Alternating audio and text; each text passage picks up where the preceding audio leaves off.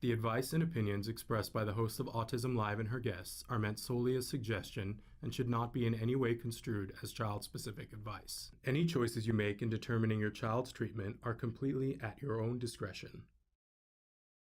Dr. Doreen Grand-Pichet is the Dr. Doreen is an expert in autism. Doreen Grand-Pichet. Dr. Grand-Pichet. Dr. Doreen Grand-Pichet. Dr. Doreen Grand-Pichet is a visionary in the field of autism. Now you can ask her questions on Ask Dr. Doreen.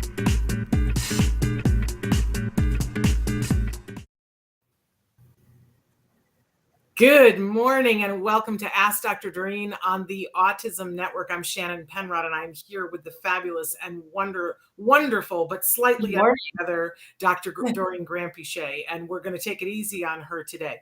But I want to just say, if you just watched that clip and if you were watching the It's a Wonderful Life event at the Ed Asner Center on Sunday, or if you're rewatching it now because they've made it available for people, I think at a lesser price to watch it at your convenience at home right now, you will see that segment play. It was very fun watching all these holiday things, and then all of a sudden it was the Ask Dr. Doreen message, because Dr. Doreen was a wonderful and generous sponsor of that event, which I know they were deeply appreciative. And it was great fun to see you. I had people from all over the country calling me and going, "Oh my goodness, Shannon, you look so good." And I was like, yes, because it was shot 6 years ago. I'm 6 years younger there, folks. They were like, "Shannon, you look so good." And I was like, yeah, we all go back in your photo album and look at how you looked 6 years ago. Well, Shannon, you look beautiful today, especially. So I want to start there. I got my sassy red on, which I'm very excited. In fact, you and I, along with your kiddos, your adult kiddos, we can't call them kiddos anymore, the fabulous people that you that are your progeny. Is that the right way of saying that? The adults that you were able to bring to the planet. We sat down and played some games for the toy guide, and I literally went out and bought this sweater and then I never put it on, which is a ridiculous thing. But good morning, Amanda. We're going to talk about the thing that you sent me in just a few minutes, Amanda.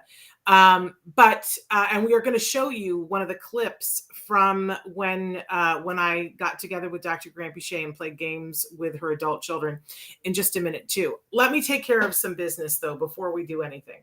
First of all, good morning, Dr. Grand-Pichet. Good morning, Shannon. Good morning, everyone, and welcome. We're very excited to have our show with you today. And as Shannon said, forgive me because I'm a little bit under the weather, so I sound congested and I might not be as sharp. But you're always so game and so willing. I tried to talk her out of doing it, you guys, and she wouldn't do it. She wouldn't budge. But let us know if you decide that you'd rather, because we got so much to talk about today. I think that was why you wanted to do it. Let's remember that we are live right now on YouTube, on Twitter. We're live on Facebook. I believe we're live on autismnetwork.com right now, but I wouldn't swear to that. That's coming any minute now. But we're also live on a bunch of other places. Twitch, look, we're live on Twitch.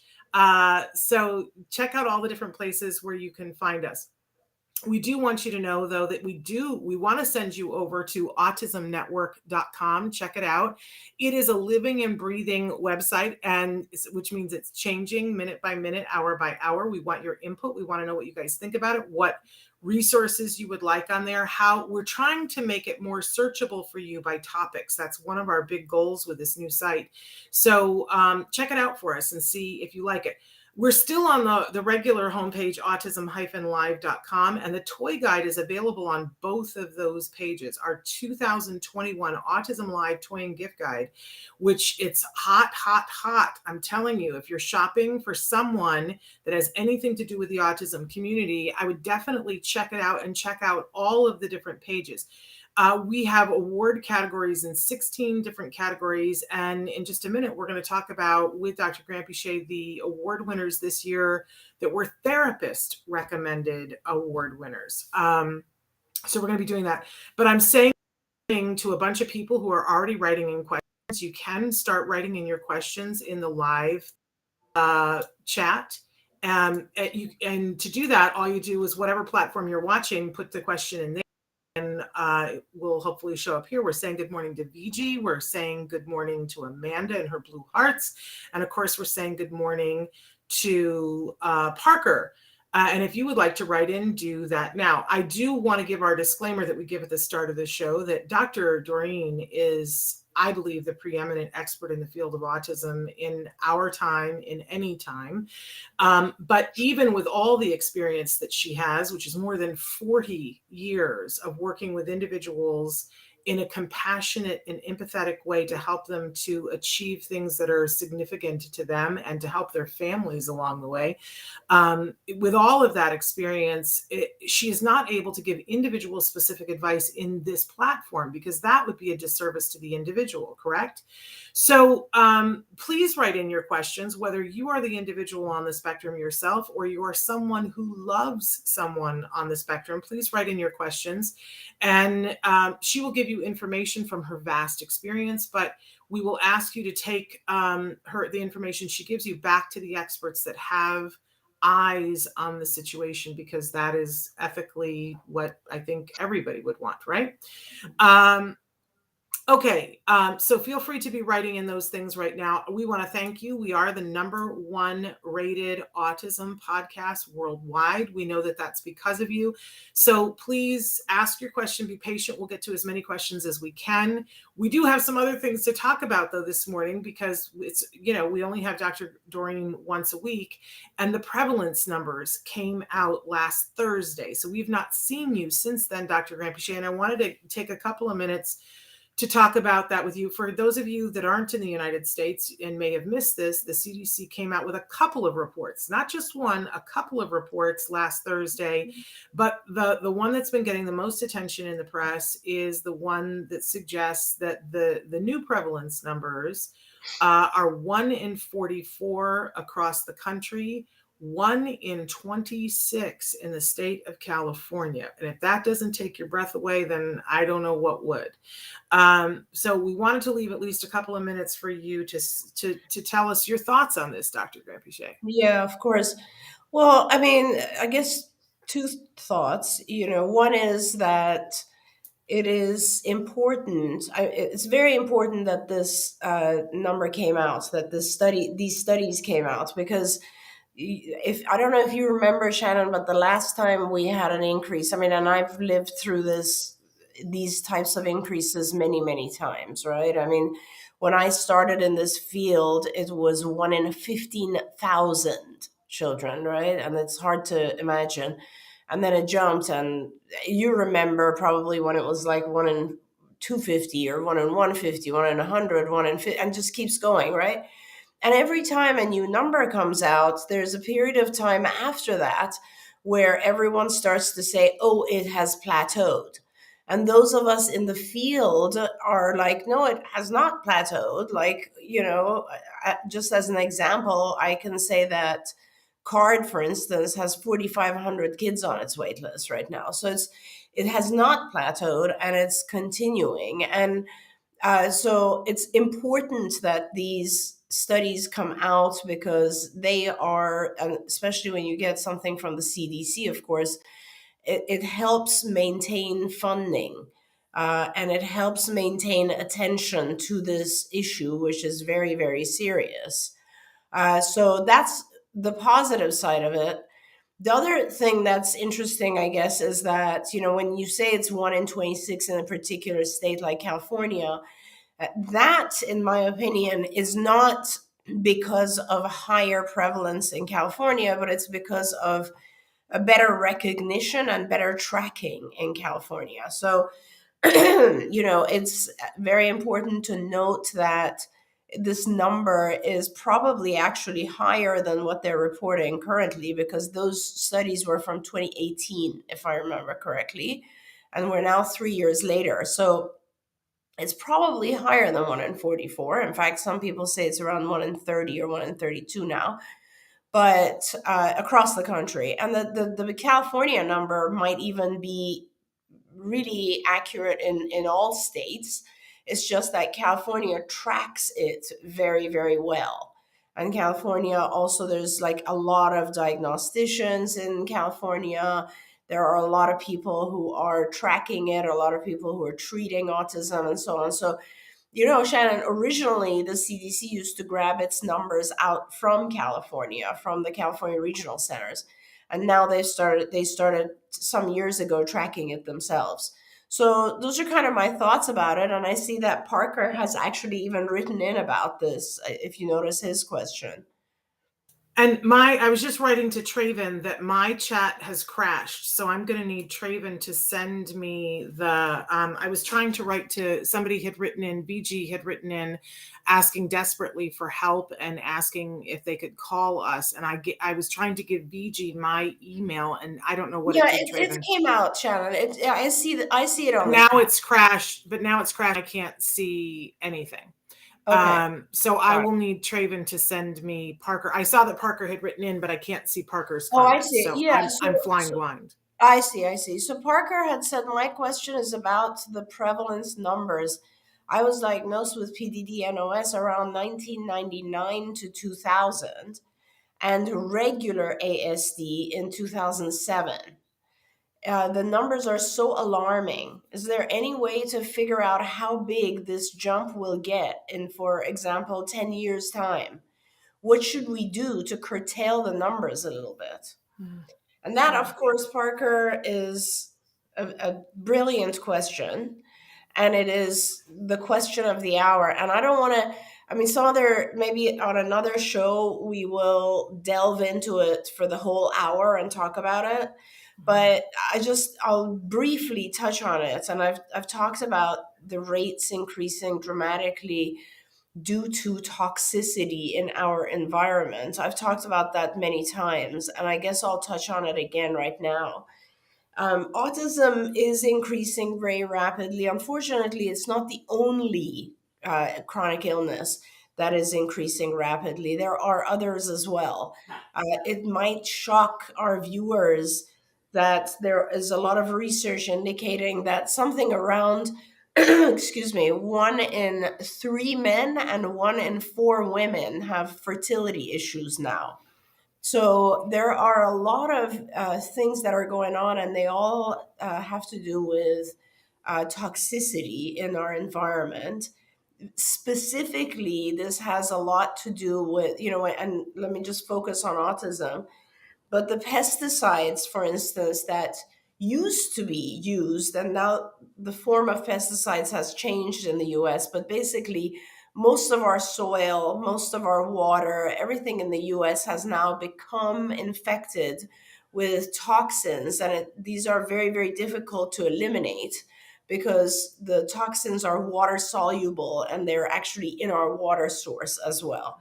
And so these toxins, when you have children and even parents, mothers, who have a low redox cycle, in other words, for other reasons, they are unable to detoxify from environmental toxins as rapidly as you'd like.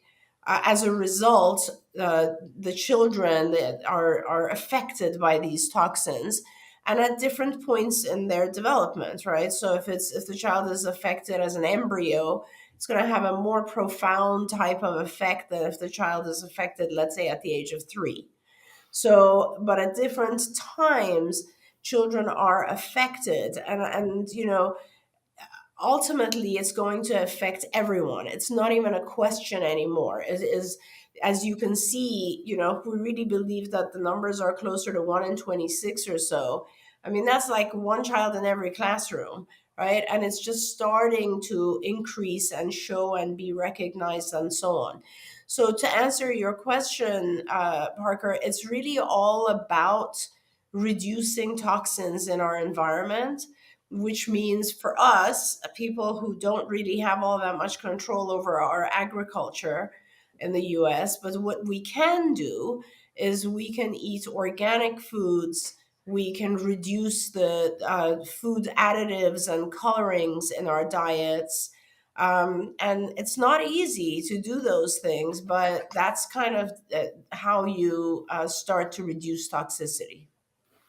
Wonderful. And thank you for that. There is another story that, in fact, Amanda had sent to me and that we were tracking for Friday, but then I shared it with you, Dr. Granpeesheh, and I want to at least mention it. Psychology Today has said we've been knowing for a while that there's a group of people who have been asking for a new designation for profound autism, and the Lancet Commission has now called for this. So I wondered if you could talk a little bit about this and your feelings about, do you think this is the right move, and what do you think? Yeah. Well, I do think it's the right move, and I'll tell you why. I never really agreed with the DSM-5 in the sense that, well, I mean, so there were pros and cons. So, when the DSM, by the way, for our viewers, is the Diagnostic and Statistical Manual of Mental Disorders. That's what DSM stands for. And we're currently on the DSM version 5. So I've been through many DSMs. I think I trained originally when I learned about autism. We were on the DSM-3, and then came the 4 revised, and so on. And so every few years there's a new diagnostic manual, and usually it's because there's a new disorder that has been discovered, and people are writing about it, and science has this, started to provide more information about it and so on. But with autism, it has always been there. Autism, as we know, was originally defined in 1943, so it's been around for a long time. But every single time the diagnostic manual comes out, the definition has changed. And it's one of the few mental disorders where we keep changing the definition, which, I always, in my speeches, in my lectures, I always say that's just one other indication to tell you we don't know much about it. But when, what used to be before the DSM-5, as you know, Shannon, there was autistic disorder, and then there were actually 4 types.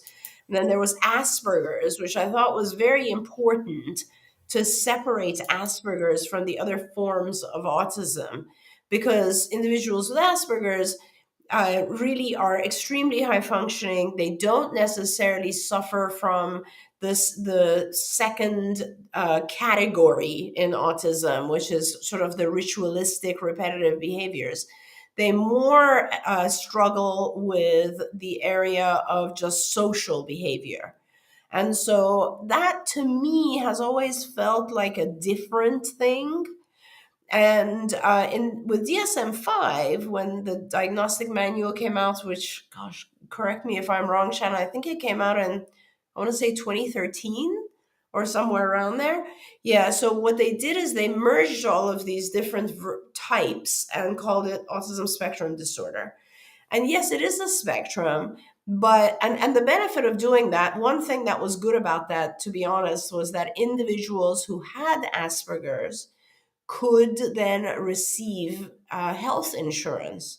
And before, it had been extremely hard for them to receive any kind of help because they're so high functioning that, payers felt like, oh, it isn't necessary for them to get this treatment. But once it was all kind of put under one umbrella, then the payer couldn't discriminate and say, yes, the child with autism gets it, the child with Asperger's doesn't. So that was the benefit of that. But I never agreed that this is all one disorder. Right now, what is being discussed is kind of the other end of the spectrum, which is profound autism. And I feel like those individuals with profound autism have been overlooked to some extent because there's a set of resources out there, right? And I can give many examples. And these resources tend to be used for individuals who are not as profoundly affected. For example, special schools. A lot of special schools will not actually take students who are profoundly autistic because they can't handle it. And instead of developing specific programs for those individuals, they just don't take them. They feel like, okay, we're serving the rest of the autistic population, so we're okay. We don't have to. In fact, Shannon, if you know, most ABA providers also just refuse to accept the profoundly autistic population, which I just think is wrong. And these are individuals who, I think in the article I read an example of where it's actually the parent who's writing this and says, there's a whole group of adults who are so severe that they're in diapers at home watching TV all day or something. And it's true. And I have a few of those patients, and they are, it's always the parents who are putting in all of their life, attention, resources, you name it, to make sure that their child continues to survive. So in that sense, I think there's a really good point to separating out the profoundly diagnosed. Yeah, I've been saying for a while that, the word autism, which is supposed to cover so many things, I wish, as we start to phenotype and talk about the different types of autism, I wish we would come up with individual names for each and every one of them. I know insurance can't handle that, but for the community and for the sake of people who feel that they've been left by the roadside, there are many parents who will, say, my child has the type of autism that nobody ever wants to talk about. Yeah. And I think that those of us in the community know exactly what they mean when they say that, right? Yeah. Yeah. It's man, it's devastating. And I'm friends with a high number of people on Facebook who would classify their children that way. And I see what those parents go through, because we all have felt like our kids have been left out at some point. But, in that contest, which nobody wants to participate in, those parents win. Because they are left often to deal with, there's no hospital, there's no program. I can't even imagine. And also, Shannon, there's of course the population of individuals who are higher functioning, and they have a voice. And I think that it isn't right that they are representing the profoundly diagnosed. Because of course, higher functioning individuals might say, "Hey, I have autism. Leave me alone. I kind of want to.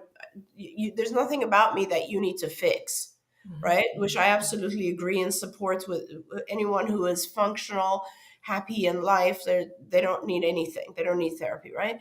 But the profound is a different story, right? Those who are profoundly autistic, they have difficulty surviving, just surviving. Like, they have difficulty feeding themselves. They have difficulty going to the bathroom. Forget about things like leisure and social. I mean, they can't communicate their pain. There's so many things that are should be treated differently, and it's very, very important. So I think this is a good movement. I'm in support of it. But I will say, Shannon, I don't like where the line is being drawn.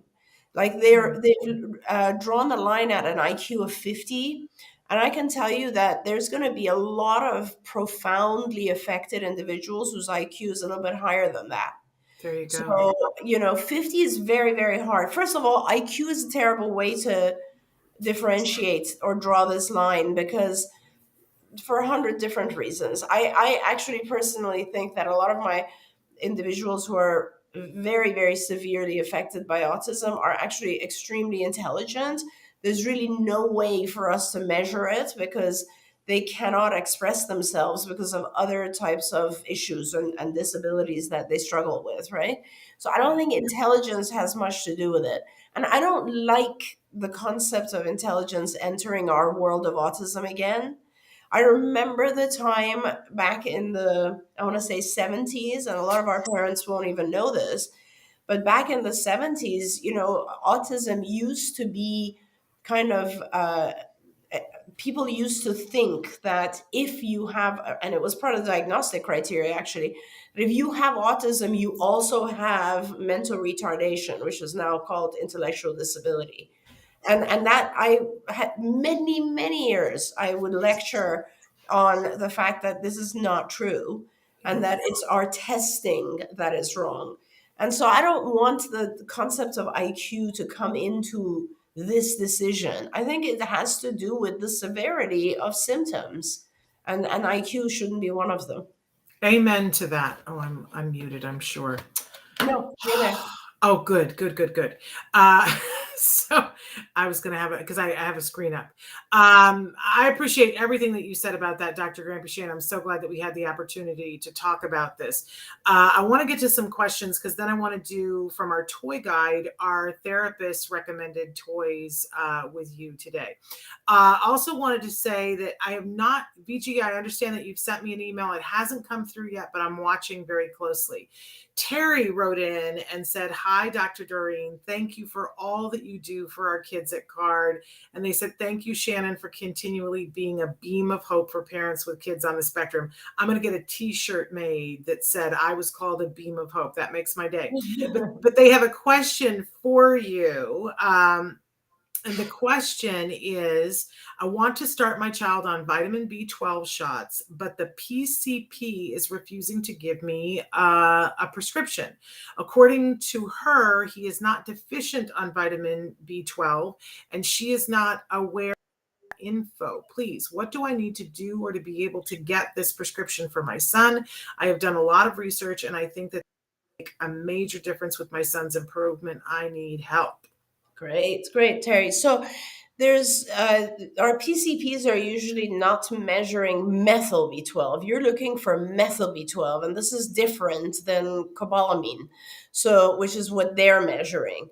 So you need to talk to one of the doctors on MedMaps, and we will put up that information here for you. These are the physicians that very specifically focus on methylation cycle and the things that our kids are dealing with. And certainly, yes, I've actually seen a lot of kids benefit from the methyl B12, and talk to a physician who is affiliated with MedMaps, and they will be able to help you. I think Shannon or Traven will put that up shortly. There it I'm is. sending it to Traven so that he can. Oh, he did it before me. So there you go. Yeah. Okay. So wonderful. And it is a big difference. I can tell you that my pediatrician would never do the B12, but I went to one of the MedMaps doctors, got the prescription, and my son did methyl B12. Yeah. And it made a big difference. So there we go. Shamu says, "Hi, I would like to know if a child with ASD has meltdowns for a long time and he is nonverbal, what can be done to calm him down?" Great question. Very good question. So I'm trying to think of how to answer this without going into an hour-long lecture. So, meltdowns are really, we often talk about how any kind of challenging behavior for someone who is nonverbal should be classified as communication. You should think of it as what is the child trying to communicate at that time? And that's really important because there's a reason that the child is having a meltdown. And usually, from a behavioral standpoint, we always say that everything we do is for two reasons. One is to gain access to something or to avoid something. And so I'll give you some examples. Like I might have a meltdown if you take away an object like a toy or something that I want to gain access to, right? So that would be one reason. Or I might, for instance, have a meltdown if I want to get out of an environment that I'm like in classroom or something, and I want to just get out, so I'll have a tantrum and they'll take me out. Or I might have a meltdown because I want to gain your attention. So it's always gain access to something or avoid something. And so in behavioral therapy, what we do is we do what's called a functional behavior assessment. And that means we figure out what the meltdown is trying to communicate. If the child could talk, what would they say? What would they be saying instead of that meltdown? Would they be saying, "No, I don't want to do this. No, this is too hard. I want to break," or don't take my toy away," or "Hey, you're not paying attention," or whatever they're trying to communicate. I don't like the pain that I'm feeling right now, whatever it is, right? And you have to try to figure that out. And a behavior analyst, a BCBA, can help you with that. Because once you figure that out, there is the treatment. The treatment has to do with the actual function of the behavior. So, for example, if the meltdown occurs because the child wants to leave a certain environment, then you don't allow the child to leave the environment, but you teach them a different way of communicating what they want. If the meltdown occurs because the child doesn't want to do something, you don't allow them to avoid doing that thing, and you teach them a different way that allows them to avoid it. I feel like I should have a better way of explaining this. So, what you're trying to do is you're trying to teach the child that a meltdown is not a good way of communicating. There are better, more adaptive ways of communicating. So when you have a meltdown, you don't get what you want. But when you ask or point to an icon or give me a picture or whatever more appropriate adaptive way of communication, when you do that, you can get what you're trying to get. And the more you do that, the more over time the child realizes, these tantrums are not working anymore. I'm not getting what I want. So this is better because I will now use my words, or I will now use my PEC system, or whatever it is. I will keyboard, so that, because that's what actually works. Hopefully that made some sense. Absolutely. I mean, this is a difficult concept, right? Can I also say, because I think it was you that said one day, many years ago, and it just went in my head, because I think words matter. It's the reason why we do jargon of the day on the show. And I had always heard tantrums and I heard meltdowns. And when people describe one versus the other, like I would say that my child was having a meltdown, and my friend would say that their child was having a meltdown. They were nothing alike. And the same thing with tantrum. And I think it was you who said, and it really resonated with me, that tantrums are when, if we gave you the thing you wanted, the tantrum would stop. Meltdown is when, if we still gave it to you, it wouldn't stop, because there's almost always a sensory component to when it's the full meltdown. Yeah. And so I just wanted to touch on that, because I think that made my head go, oh my gosh, it's so important that we learn that there's something that the child wants, because it starts with that. Yeah. But I know me, I'm allergic to wheat. And if I have some kind of an infraction, and I'm like anybody else, I have things that I want, things that I need, and things that tick me off, and things that I can go off on, right? Or just sour my mood. But if I have wheat and something happens, I am inconsolable. I don't have control over myself. I'm breaking out in hives. I'm hot. And my husband will tell you, you can't even be in the room with me. I'm a mess. Yep. And I always think about that and think, for our kiddos, like, there are things that are going to wreck their day because they're people. But if they're having an allergic reaction and something is wrecking their day and they aren't getting what they want, it like quickly degrades into, and that's just one example. You're allergic to something. It could be a flickering light. It could be a million things. I'm so glad you brought that up, because I think it all has to do with how they feel, right? And this goes back to, excuse me, the bigger issue of trying to make it fair, right? It's always about how, and that's, Shannon, those examples you gave are perfect, because we don't know if the light flickering is bothering the child. We don't know if they're hearing outside noises that are bothering them. I mean, I can tell you, like, for example, right now that I'm a little sick, if I lay down and I hear, let's say, I don't know, the washing machine next door or something, that's going to bother me more than when I'm not sick. And a lot of stuff is going on with our kids that we are not really fully cognizant of, or that we don't know how they feel on an ongoing basis, right? And so they can be more irritable due to the sensory issues around them. They can be more irritable due to not sleeping. That's another one. They can be more irritable due to stomach problems or other types of pain that we're not aware of. There's a lot of that sort, or diet, having eaten things that cause them anxiety or stress or allergies or a million different things can be happening. And so you still, behavioral intervention to me is just one of several things that have to be done. And I've always said this, it isn't enough. Like, you might try to figure out the function of something and alter, the communication with the child and teach the child that this form of communication doesn't work, this one does. And you should always do that. But it might not be enough. And you might need to also look at, did he sleep last night? Maybe he's not sleeping and I should just let things be for a day or two. What's happening with his diet? Was there an infringement on the diet? Did something occur there? Is he being bullied at school? I mean, there's so many things that you need to also figure out, right? Because it's hard sometimes for our kids to communicate those things. Absolutely. But I love that you always come from the place of saying it has to be fair. Yeah. That I didn't feel that it was fair this morning to ask Dr. Granpeesheh to be on the show.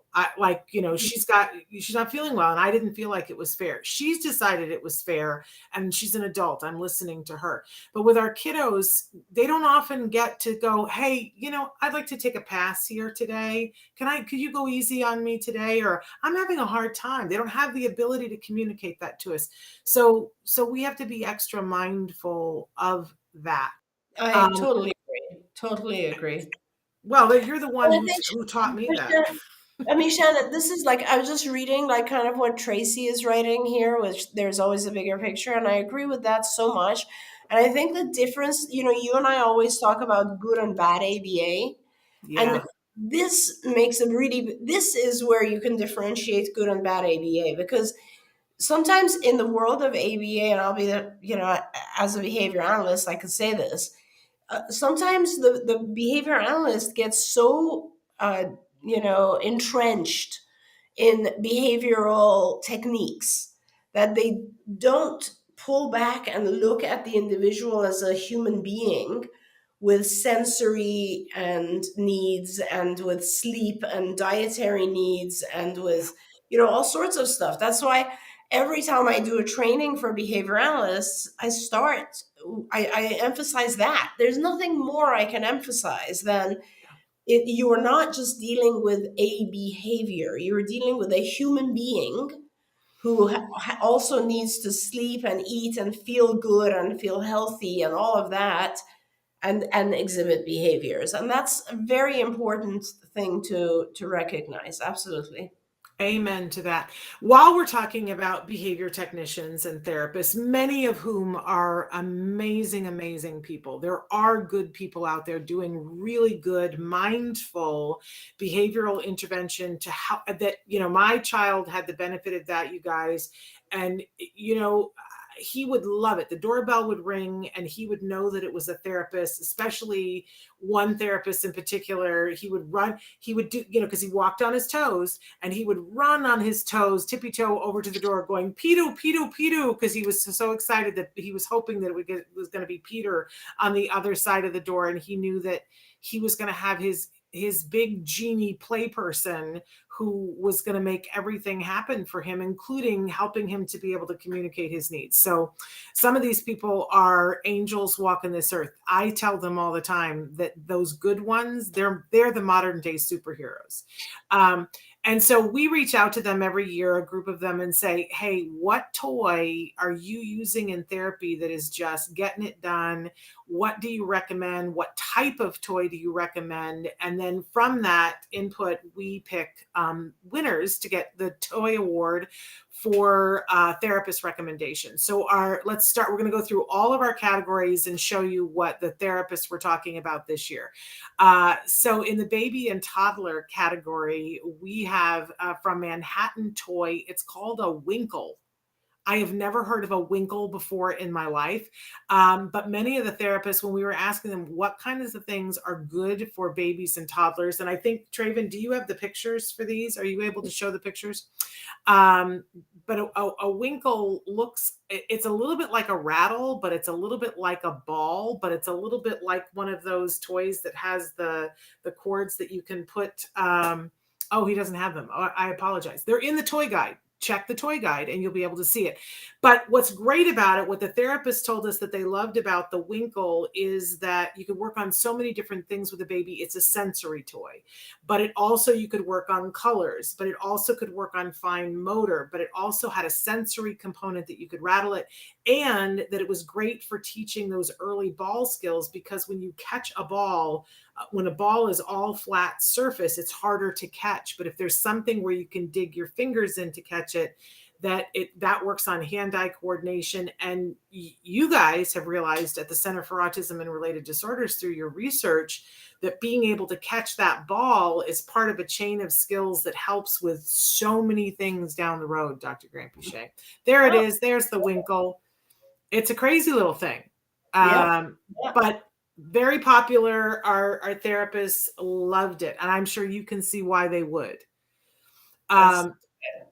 Okay, moving on to the preschool category. This is a thing that I would have walked by a million times, and walked by because I was a teacher, and I would have walked by this in every teacher supply store and gone, what the heck would you do with that? And then I saw a good therapist play with this with my child, and it lit my mind on fire. It is a pegboard, and we picked the one from Gleeport.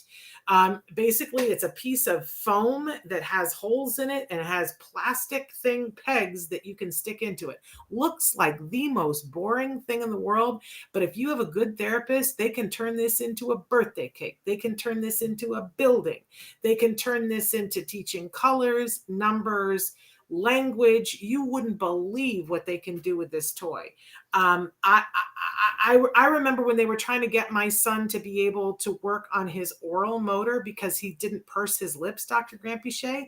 And every day they would come in and they would he loved birthday cakes, and they would say, oh, let's get out the birthday cake. And together they would do the fine motor of putting the pegs in. And then they would say, okay, let's blow out all the candles. And they would make him which then made him be able to do bubbles, which helped to work on this oral motor thing. I'm sure you can think of a million things to do with this because you're like that. Well, and also, I mean, the fine motor aspect alone, right? It looks like a really awesome toy. I really enjoy it.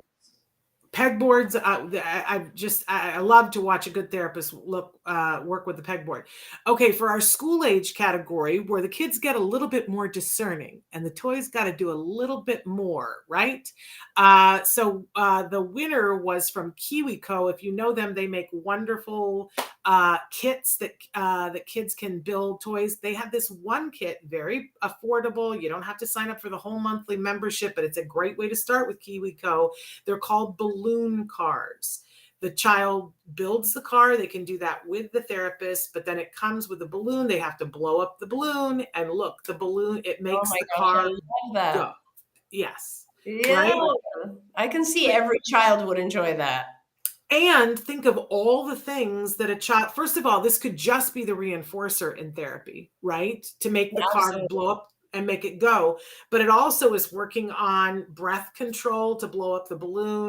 You're working on fine motor things. So many things about this that our therapists loved.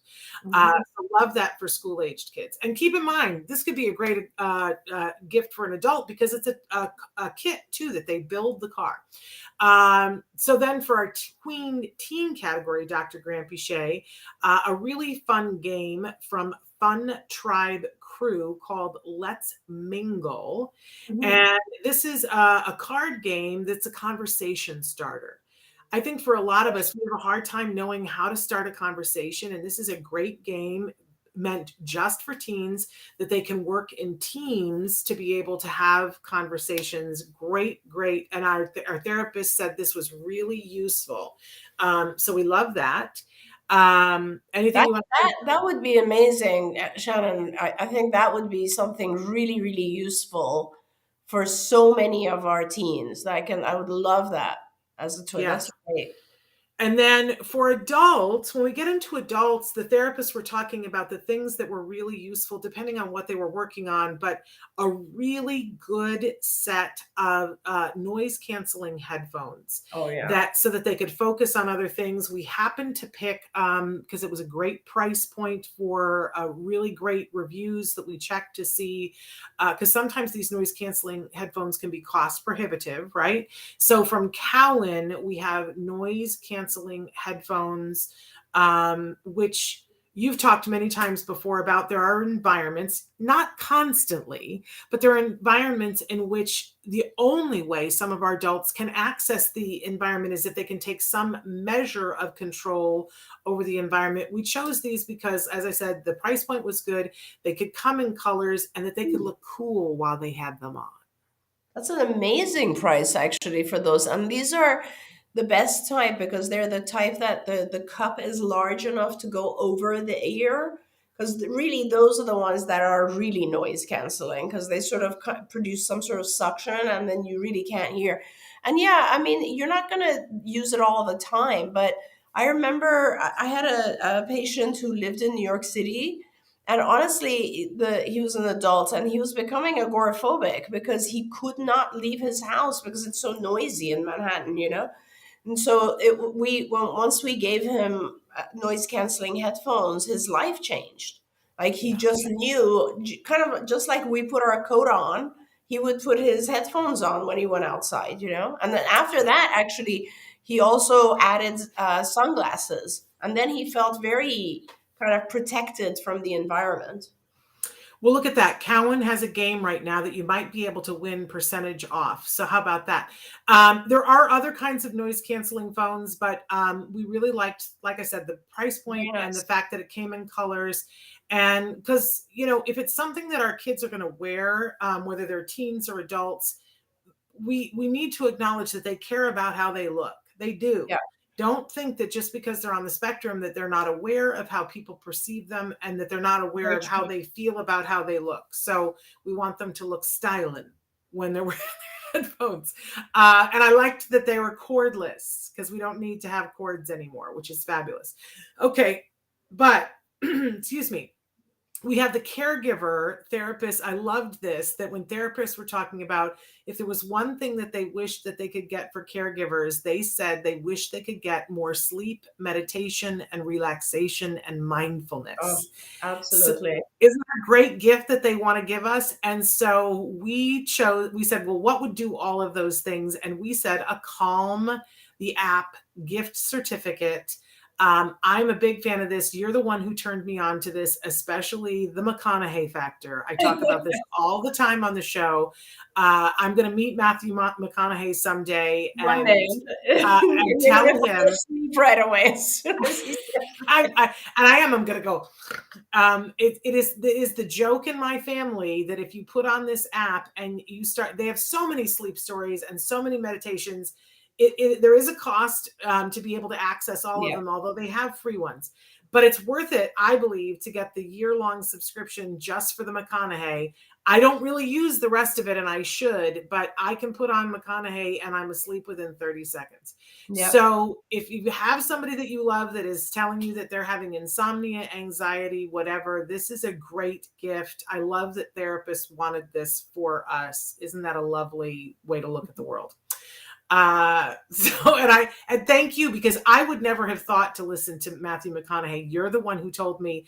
And so many people, I talk about this and people go, I know, right? The McConaughey factor.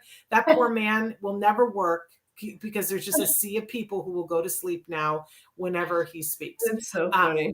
So there we go. Those are all featured in the toy guide. If you want to see other categories, we've been featuring categories on the show, but we got a minute here. Let's show one of the videos. We tried to do this last week. It didn't work. We're hopeful it'll work. Crossing our fingers. We made a series of videos with myself and Dr. Granpeesheh and her adult children. Let's take a look at this is the school-aged. All of the winners, well, some of the winners, not all of the winners in the school-aged category. Let's take a look.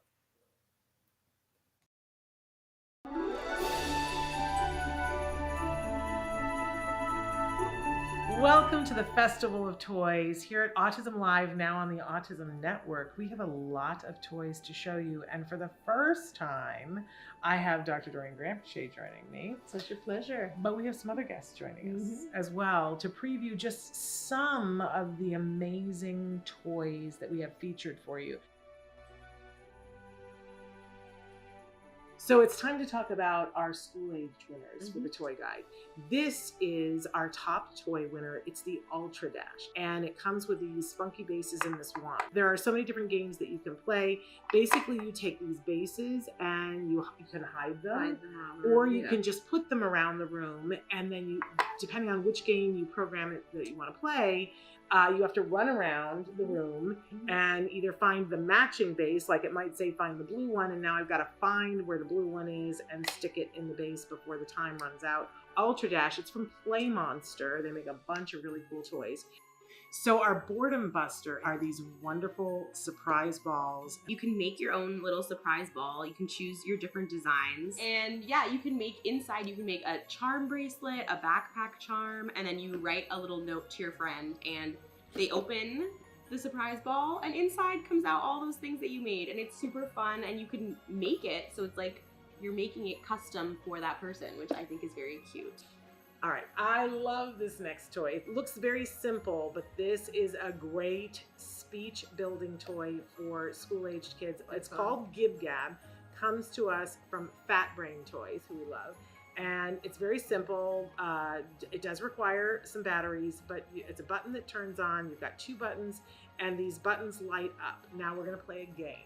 And you can pick any category that you want. Let's start with something easy so we can demonstrate. So let's pick animals. Dog. Cat, Lion. elephant, tiger. So like, just if I keep going, then I win. There we go. Yay. But you know what Really else I good. love about it too? Is that it makes it okay to fail. Oh yeah. That sometimes it's, none of us can come up with a word, right? So and for true. our kids to see that and understand that, oh, that's nothing to feel bad Absolutely about, you know, that everybody is that way, I think it's super fun. So Gib Gab, do we want to do one more category? No, we're good. Here we are with our educational toy winner for the school age. This is the Math Wizard. There's a whole line of Math Wizards, but this is Secrets of the Dragon. I've got the guidebook here. This is what comes inside. This is the sort of, I guess the instruction manual would be the best thing to call it. Basically everything here is designed to teach some kind of math, different kinds of math. Loaded onto the app here are a bunch of different games that you can explore. What happens is that there's a reflector here. If you know Osmo, eventually you put the book down in front of, so you're sitting in front of the iPad with the book down, and it makes the book come alive on your iPad, and you interact with the book with the iPad, and magic happens. This book is called Balloons, and it's written by Rainbow Mosho, and she is a 13-year-old girl on the spectrum who has written, this is her third book, but this book is about OCD and her experience with OCD and what it's like for people to have OCD, and that there are different balloons over your head that are the thoughts that follow you in different places. And isn't this a lovely, and she did all the illustrations, but to hear it directly from a 13-year-old on the spectrum. Absolutely, and OCD, of course, is obsessive compulsive disorder, and for someone who's just 13 to be able to write about it and express what it feels like is tremendous. Really special book. We're so proud to have this in our toy guide this year. Thank you for being with us on this wonderful exploration of toys. Check out the full toy guide at autismnetwork.com. You can also check it out at autism-live.com. But from our families to your families, happy holidays. Merry Christmas. Happy holidays. That was Well, so nice. It's so wonderful. If I would let any of you get a word in edgewise ever. It's Yeah, a that was disease that I have. lovely. Always so fun to see the kids helping out. They're amazing, amazing people. Fantastic. I want to make sure that everybody knows I've got people calling me. I don't want you to know that. I want to make sure that everybody knows where to find the toy guide, because we're in the middle of changing things over a little bit right now. So you can still find it at autism-live.com. If you go to the very top of the page and click toy guide, you'll be right there. What you'll get is a landing page that lets you choose which category by age. Do you want the baby toddler? Do you want the preschool? Do you want adults? I really encourage you to click on all of them one at a time and go through and see all of the winners and all of the categories and see what speaks to you for the individual that you love and are looking for a gift for. You can also find the toy guide by going to autismnetwork.com. There is a tab at the top that says toy guide, and then there's a drop down menu that lets you choose which one of the categories. Again, I think it's worthwhile to look at all of them. I do want to say that every year we pick these winners, and we have toy manufacturers who want to donate to an event that we do every year. That's our Sensitive Santa event. It's going to be held this year on the 19th of December. We're partnering with the Ed Asner Family Center to do a drive-through event.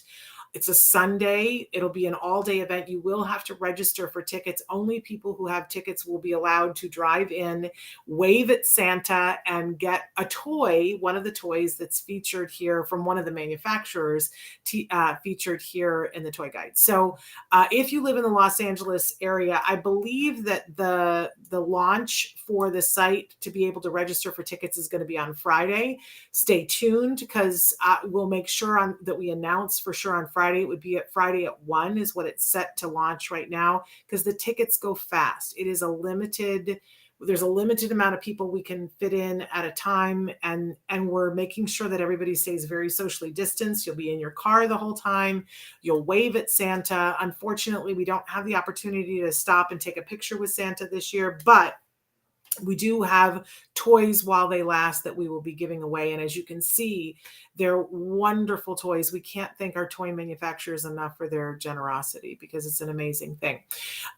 So we're almost out of time, and I'm unable to see the chat to see if anybody has a last second question, but I think I don't think that we necessarily have time. I apologize that my chat wasn't working well today.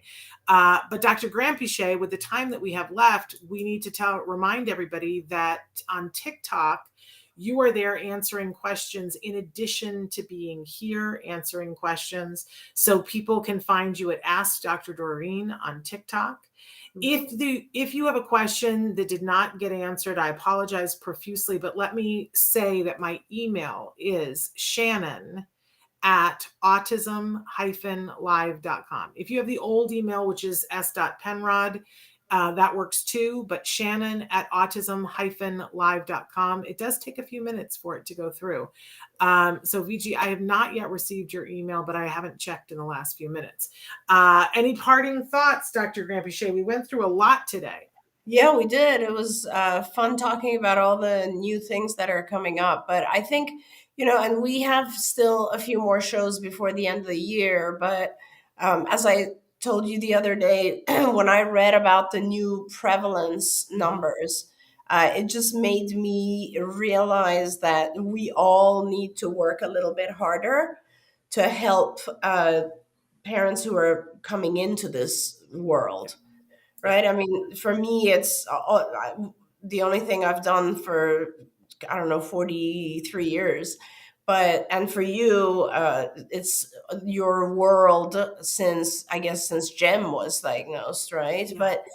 And of course, you're one of the parents who does a tremendous amount for other parents. But I feel that every parent, share your experiences. Let's work together to really, how do you say it? Like help the next person pass it forward, right? Pay it forward, and we just need to do that, because whether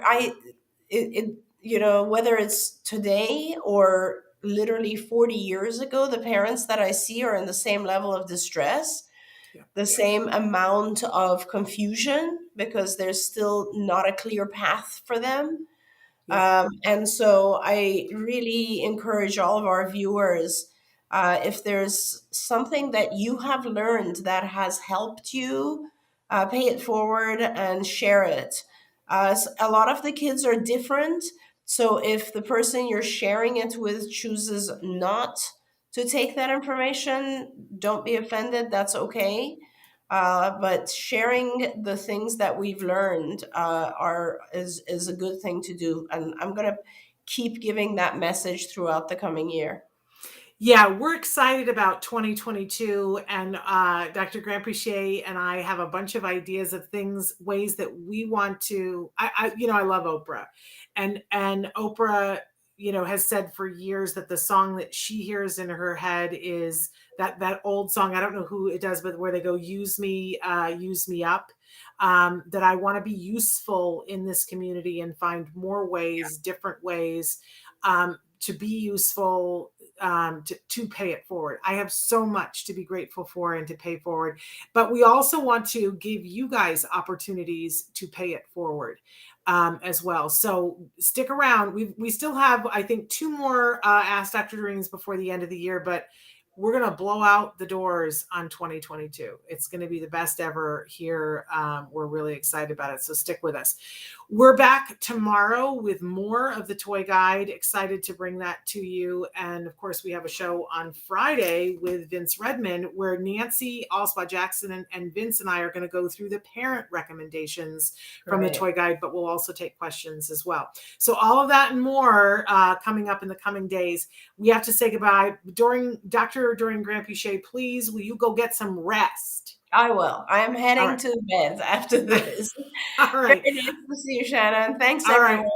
Right. We'll see you tomorrow. Until then, give your kiddos a hug from me and one for you too. Bye-bye for now.